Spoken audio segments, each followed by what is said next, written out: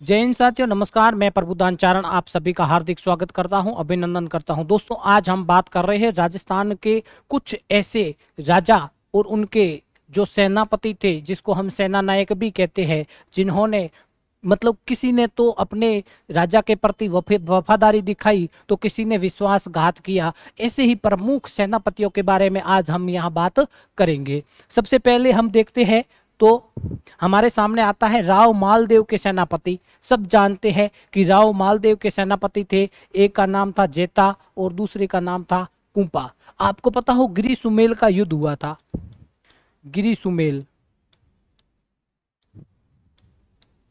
गिरी सुमेल के युद्ध में जब शेरशाह सूरी ने मालदेव के सेनापतियों को झांसे से, धोखे से उनके कैंप में जाली नोट फेंकवा दिए थे, उसके बाद में जब ये बात पता चली मालदेव को, तो मालदेव तो इस युद्ध से भाग करके सिवाना चला गया था। सिवाना।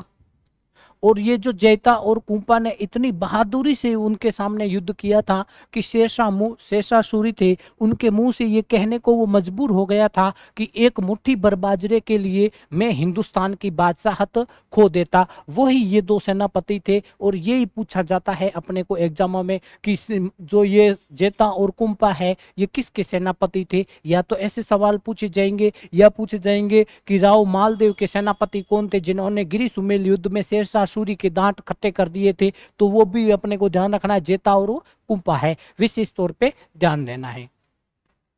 इसके बाद में आता है कानड़ देव के सेनापति। कानड़ देव जालोर के चौहान वंश के एक प्रमुख राजा थे। कानड़ देव, जिन्होंने अलाउद्दीन खिलजी के साथ में, जिसको हम एके कहते हैं, उनके साथ में युद्ध किया था। तो इनके जो सेनापति थे, एक का नाम था जेता और दूसरे का नाम था देवड़ा। ध्यान रखना, ये विश्वासघाती सेनापति है, विश्वासघाती सेनापति है। ध्यान रख रहे, इन्होंने कानड़ देव के साथ में विश्वासघात किया था। ये अलाउद्दीन खिलजी के साथ में जाकर के मिल गए थे और उसके बाद में ये कानड़ देव युद्ध हार भी गए थे। इसके पीछे, युद्ध के पीछे भी कई कारण बताए जाते हैं और वो अलग अलग है। वो अपन युद्ध, जब इतिहास के प्रमुख युद्ध पढ़ेंगे तो उसमें देखेंगे।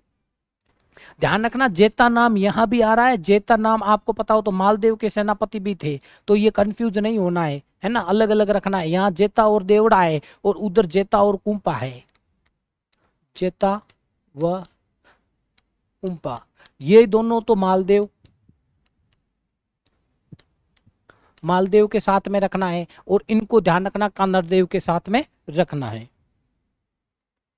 इसके बाद में आता है उदय सिंह के सेनापति। उदय सिंह मेवाड़ के जो महाराणा प्रताप है, इसके पिताश्री थे। इनके जो सेनापति, जब अकबर ने इनके ऊपर आक्रमण किया था, अकबर ने उस समय, उदय सिंह तो भाग करके गोगुंदा की पहाड़ियों में चला गया था। गोगुंदा की पहाड़ियों में चला गया था और अकबर से जयमल और फत्ता, इतिहास में अगर किसी वीर पुरुषों का नाम लिया जाता है तो जयमल और फत्ता का नाम लिया जाता है। बड़े गर्व के साथ में इनका नाम लिया जाता है। और अकबर के साथ में इसने घोर युद्ध किया, खतरनाक युद्ध किया, लोहा लिया था। परंतु अकबर ने एक बार क्या, उनके पास में अकबर की बंदूक थी, जिसका नाम भी एक बार पूछा गया था कोई एग्जाम में, मुझे अभी याद नहीं आ रहा है, बंदूक का नाम पूछा गया था। ध्यान रखना, अकबर की बंदूक का क्या नाम था, उसका नाम था संग्राम। ध्यान रखना, ये पूछा गया है सवाल कोई न कोई एग्जाम में कि अकबर की बंदूक का क्या नाम था, तो उसका नाम था संग्राम। इसी बंदूक से गोली मारता है और फत्ता के पैर में लगती है और वो घायल हो जाता है। फिर ये जयमल है, ये फत्ता को अपने कंधों पर बिठा करके युद्ध करता है अकबर से। और इन्हीं की वीरता से प्रभावित होकर अकबर ने आगरा दुर्ग के आगे इन दोनों की गजारूढ़ मूर्तियां भी लगवाई थी। तो ये जो है, ये उदय सिंह के सेनापति थे। बात करते हैं शीतल देव या सातल देव, दोनों एक ही है, ध्यान रखना। सातल देव भी आपको मिल सकता है।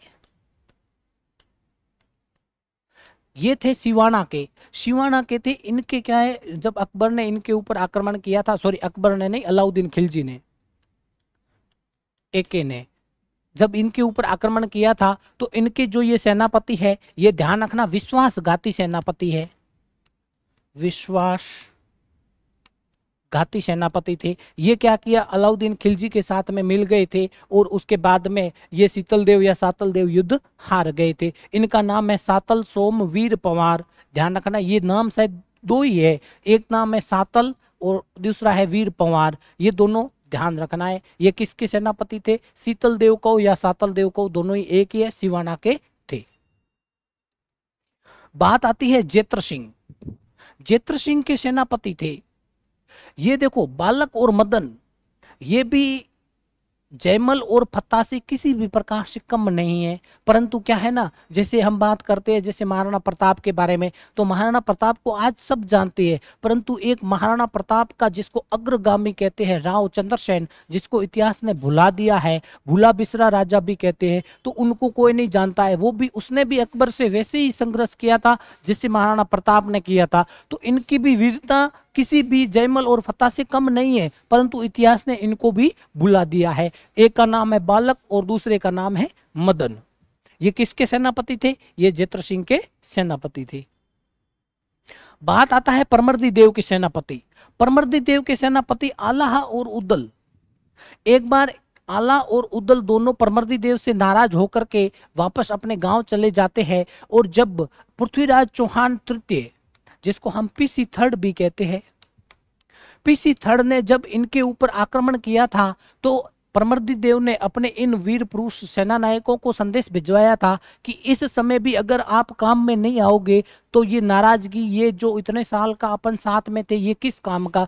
तब ये ऐसा माना जाता है कि आला और उदल जो थे ये अपने गांव से आते हैं और पृथ्वीराज चौहान थर्ड से घमासान युद्ध करते हैं और आखिर में वीर गति को प्राप्त कर लेते हैं। तो ध्यान रखना, परमर्दी देव के सेनापति आला और उदल है, विशेष तौर पे ध्यान रखना। वीर धवल, वीर धवल के जो सेनापति है, वीर धवल के सेनापति थे जिसका नाम था वास्तुपाल और तेजपाल। ध्यान रखना, ये वीर धवल है ना, एक समय में सिरोही उस समय गुजरात का हिस्सा हुआ करते थे,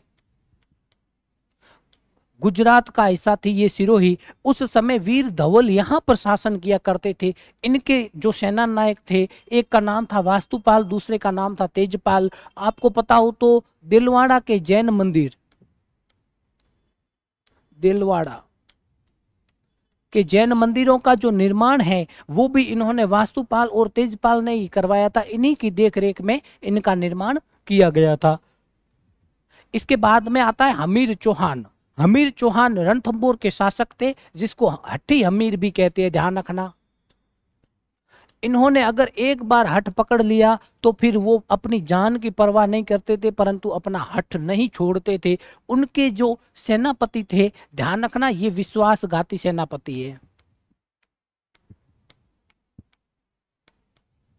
विश्वासघाती सेनापति है। ये अलाउद्दीन खिलजी के साथ में मिल जाते हैं और उसके बाद में ये हमीरदेव चौहान 1301 में ये युद्ध हार जाते हैं। रणथंभौर का युद्ध कहते हैं, राजस्थान का प्रथम युद्ध, ऐसा युद्ध जिसमें साका हुआ था, जिसमें जोहर हुआ था, वो ये युद्ध था। इसके जो विश्वासघाती सेनापति थे, एक का नाम था रणमल और दूसरे का नाम था रतिपाल।